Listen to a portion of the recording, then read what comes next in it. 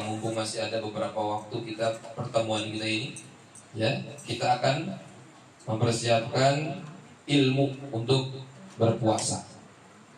Ya, di bulan suci Ramadan khusus. Ya, di antaranya itu tadi yang saya sebutkan, ada syarat sah puasa, syarat wajib puasa, rukun puasa, dan pembatalan puasa. Ya, dan juga kifarat-kifarat apabila kita membatalkan puasa. Ya, apa saja yang dikenakan kifarat nanti akan kita pelajari.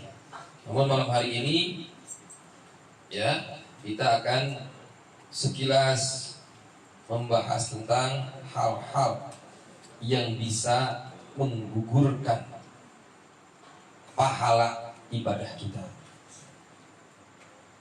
Ya, hal-hal yang bisa menggugurkan pahala ibadah kita. Ini merupakan penyakit hati. Penyakit hati ini jauh lebih berbahaya daripada penyakit zahir.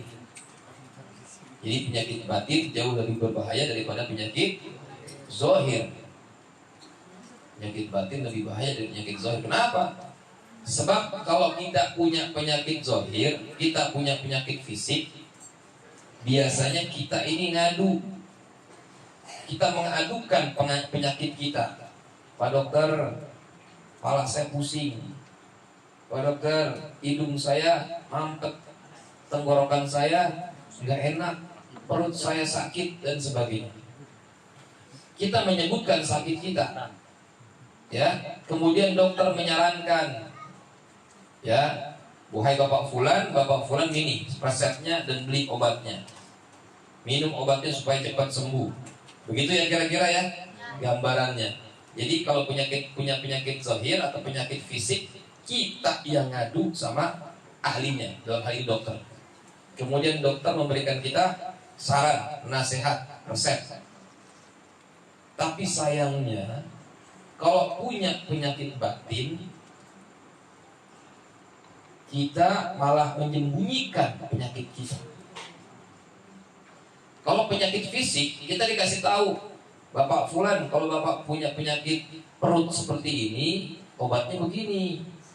Kalau misalnya punya penyakit tenggorokan gak enak, tenggorokan sakit atau sariawan, coba deh, dikunyah daun saga umpama, atau minum vitamin C dan sebagainya.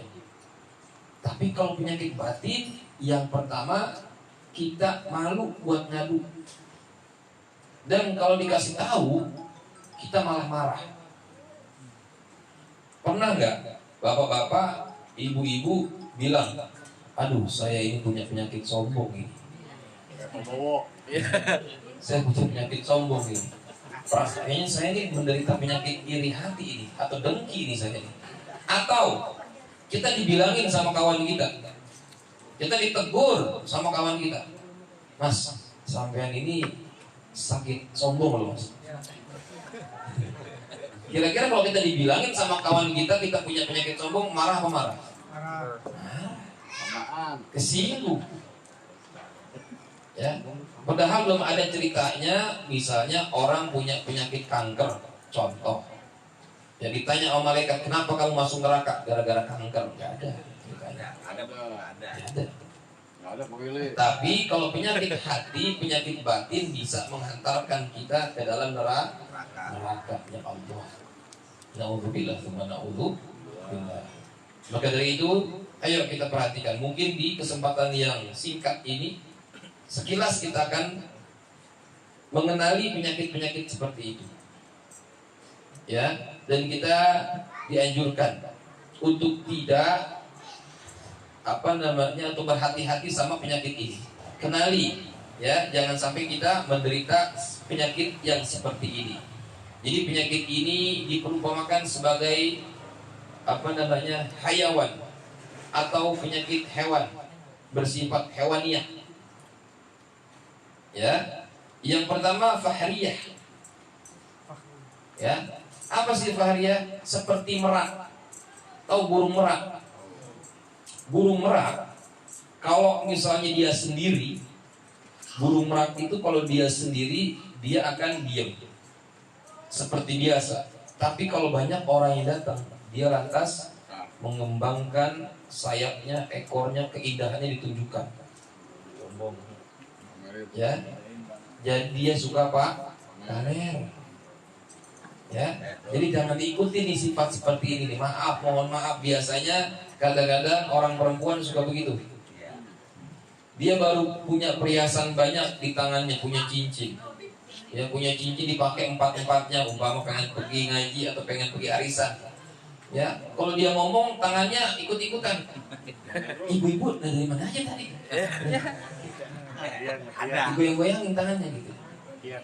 Warung sebelah mana sih? Sebelah sana, sebelah sana. Yang kelihatan cincinnya, kelihatan perhiasannya. Ya. Orang kayak tadi gitu kita mahalul qiyam. Yang biasanya diam aja karena punya gelang baru, punya cincin baru.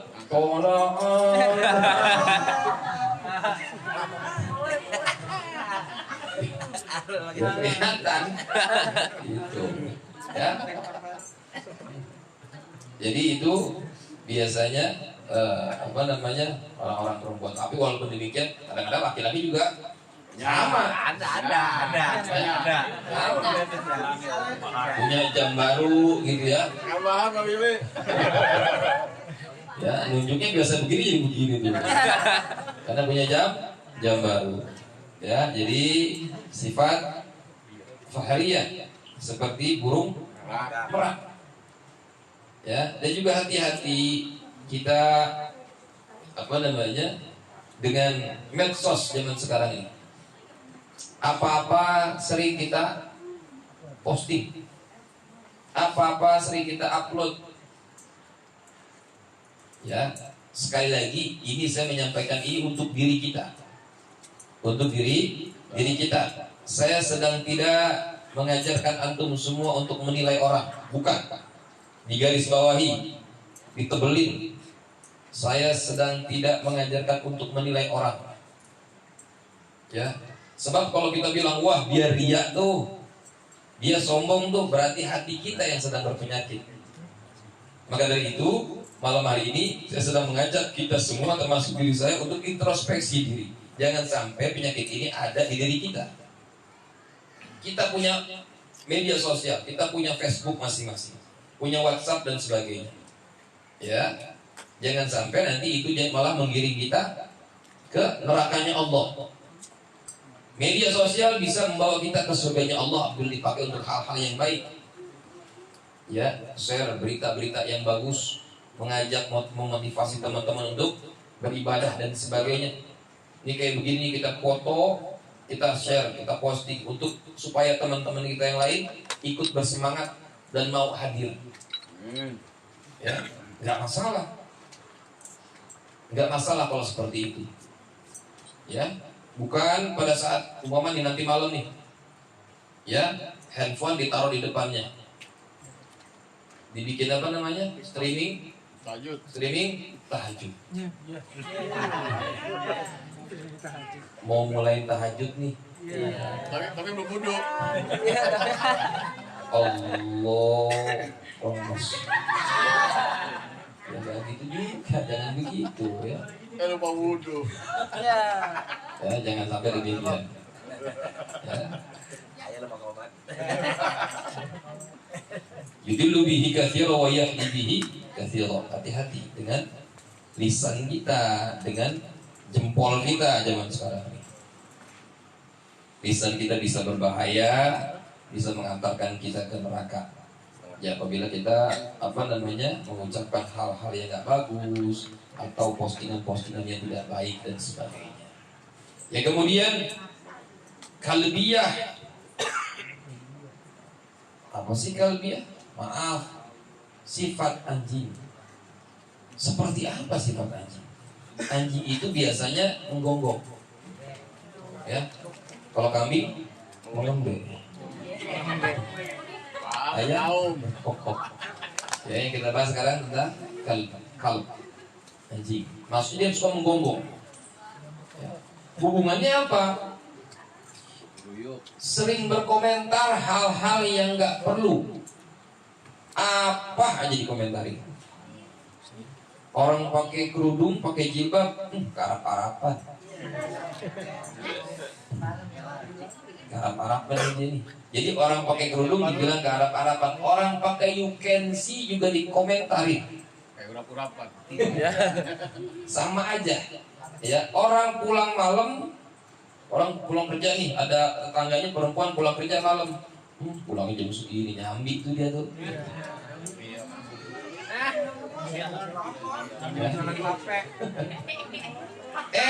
Tetangganya yang tadi pulangnya sore, pulangnya lebih awal, bolos dia. Jadi salah mulu orang di mata dia. Ya, jadi hati-hati. Ya. Kalau anjing itu kan kalau misalnya di ada pencuri dia menggonggong, betul? Orang yang nggak dia kenal menggonggong. Mau dikasih makan sekalipun dia tetap menggonggong. Ya, jadi jaga mulut kita dari perkara-perkara yang perkara-perkara yang nggak perlu. Ya, berkata baik atau iya. Ya, pakai lisan kita untuk hal-hal yang baik. Kita berpuasa, mulut kita ngomongin orang bahaya. Jangan, ya, jangan sampai pahala kita rontok gara-gara mulut kita yang tidak kita jaga. Tahan lapar mah mungkin teman-teman ya namanya puasa pasti bisa, mungkin biasa. Tapi jaga mulut itu yang susah. Hati-hati. Ya, kita mau puasa nih, latihan dari sekarang. Ya, latihan dari sekarang. Puasa dikencengin, ba'da puasa dipraktekin dalam keseharian. Insya Allah kita akan selamat. Ya, demikian. Itu yang kedua. Jadi sifat anjing senantiasa menggonggong dia. Ya, apa aja diomongin. Ya, hatinya suka dengki sama orang, jadi sering ngomong yang enggak. Pengajian berisik, ngaji mulu. Ya, ntar sepi amat ini, kampung kayak kuburan. Hujan mulu. Ya, dikasih panas, panas amat ini ya. Gerah, dikasih hujan, ada aja komentarnya. Ya. Jadi sekali lagi yang sering saya sampaikan, selalu upayakan berusaha untuk selalu positif thinking. Ya. Jadi tadi satu pertama apa tuh? Sifatnya burung merak. Ya, suka pamer. Jangan suka pamer. Ya. Ada lagi kadang-kadang ya, saking demennya pamer apaan aja. Orang pamerin. Saking senangnya pamer. Ya, dia beli besok nih, momen lebaran nih, beli baju lebaran, saking pengen orang-orang tahu harganya mahal, bandrolnya dilepas. Dilepas pakai. Bajunya bandrolnya enggak dilepas, dikeliling-keliling. Ya, lebaran bandrol enggak dilepas. Supaya pengen kelihatan tuh harganya. Ya enggak boleh gitu. Ya udah. Ya. Demikian, suka pamer. Yang kedua tadi apa? Menggonggong, berbicara yang tidak perlu, komentar-komentar yang enggak penting. Jangan suka campurin urusan orang. Oh ini itu. Kalau pengen hidup kita tenang, jangan suka campurin urusan orang. Ya, orang lain mau bagaimana terserah. Orang lain mau ngomongin kita apa terserah. Nggak bahaya kok diomongin orang, nggak bahaya. Yang diomongin orang itu tidak berbahaya. Tapi nanti aib kita tersebar luas, Ustaz. Biarin. Masih banyak ya aib kita yang ditutup Allah.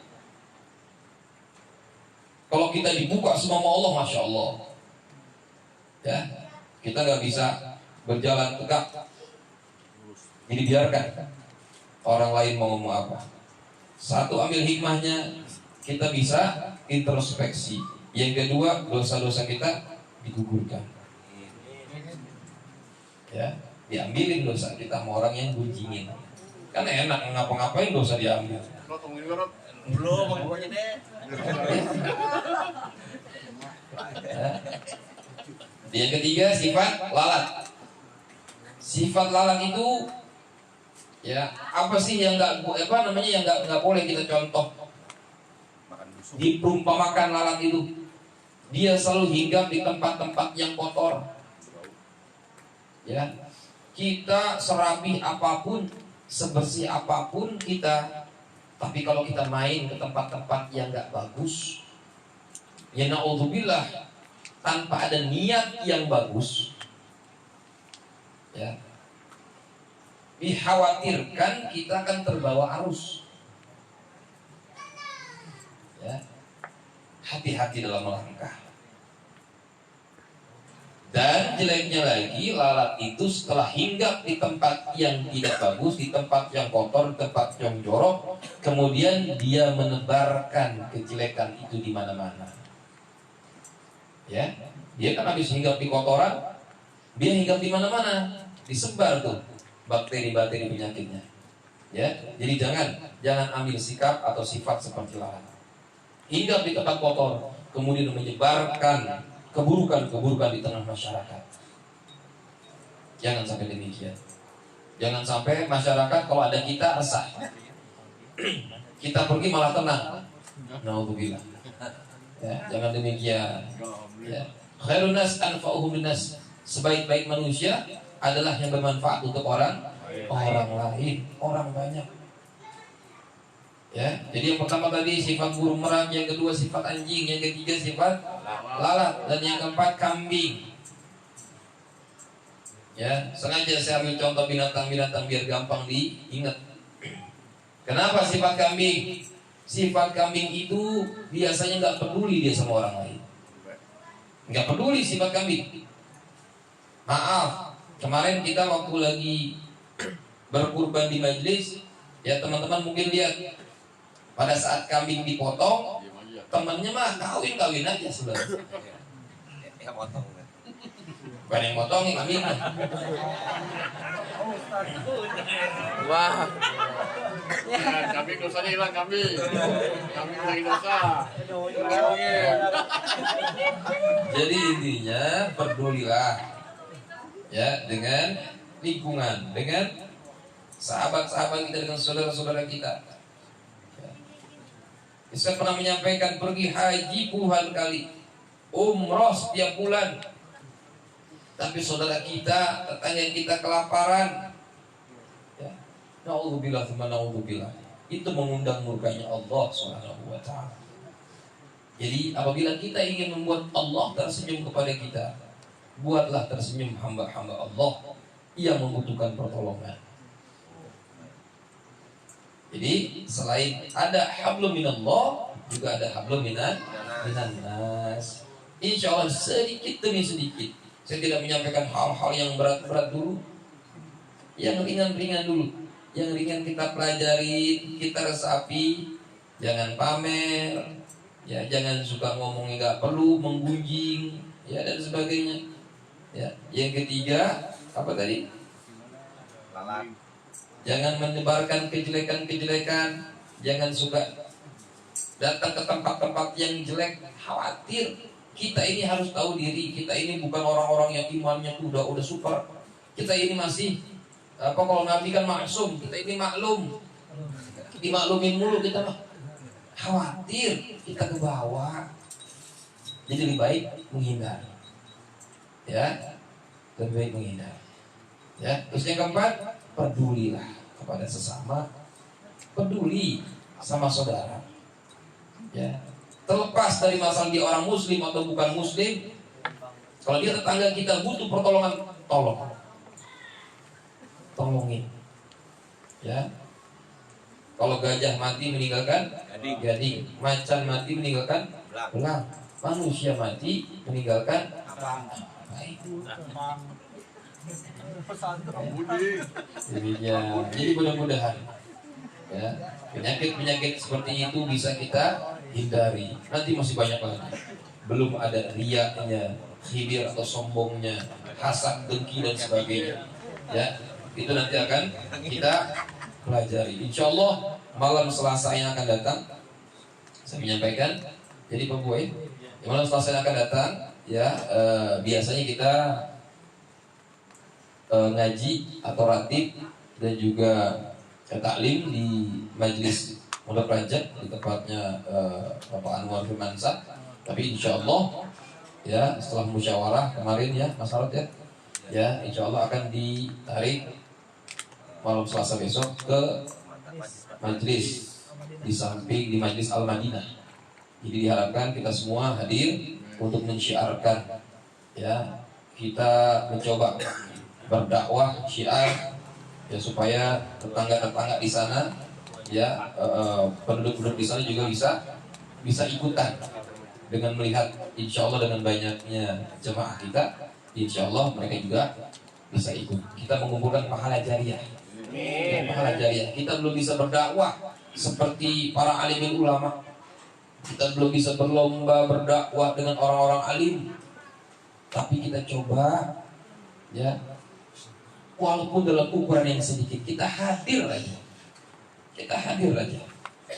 Ya, misalnya guru datang, kita ikut datang. Guru duduk, kita ikut duduk. Guru bawa kitab, kita bawa kitab. Guru ngebed, kita ikut ngebed. Ya. Guru tutup, kita ikut nutup kitabnya. Pada saat kita ngebed, Pak Samsudin ditanya Pak Samsudin, halaman berapa? Au. Kalau ikut-ikutan doang, gak apa-apa. Walaupun demikian tetap mendapatkan keberkahan dan pahala.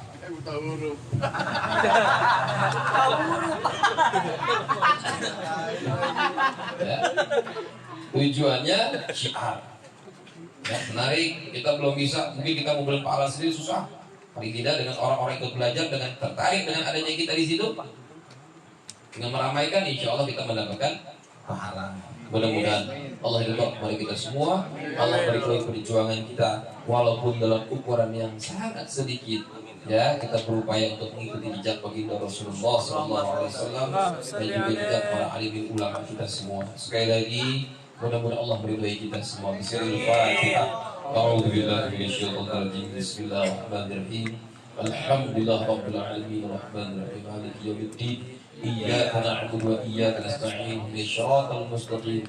Shiratal ladzina an'amta 'alaihim ghairil maghdubi 'alaihim waladdallin. Ighfir lana wa liwalidayya amin. واعف عنا يا كريم واعف عنا يا رحمن واعف عنا يا رحيم ربنا تقبل منا إنك أنت السميع العليم وتب علينا إنك أنت التواب الرحيم اللهم سلمنا والمسلمين وعافنا والمسلمين واكفنا وإياهم من جميع سر مصائب الدنيا والدين ربنا لا تجعلنا فتنة من القوم الكافرين ربنا لا تجعلنا فتنة من القوم الظالمين ربنا لا تجعلنا فتنة من القوم المردودين ربنا لا تجعلنا فتنة من القوم المنافقين اللهم بحق الفاتحة وبسر الفاتحة وبالكرامة الفاتحة وبالمعجزات الفاتحة يا فارس الحم يا كشف الغم يا من لعبده يغفر ويرحم اللهم دافع البلاء يا الله ويا دافع البلاء يا رحمن ويا دافع البلاء يا رحيم ويا دافع البلاء يا غفور برحمتك يا أرحم الراحمين دعوهم فيها سبحانك اللهم وتحيتهم فيها السلام وآخر دعواهم الحمد لله رب العالمين يا الله بها يا الله بها يا الله بحسن الخاتمة يا الله بها يا الله بها يا الله بحسن الخاتمة يا الله بها يا الله بها يا الله بحسن الخاتمة تقبل الله منا منكم فتقبل يا كريم تقبل الله بالقبول الإقبال الحمد لله رب العالمين قبول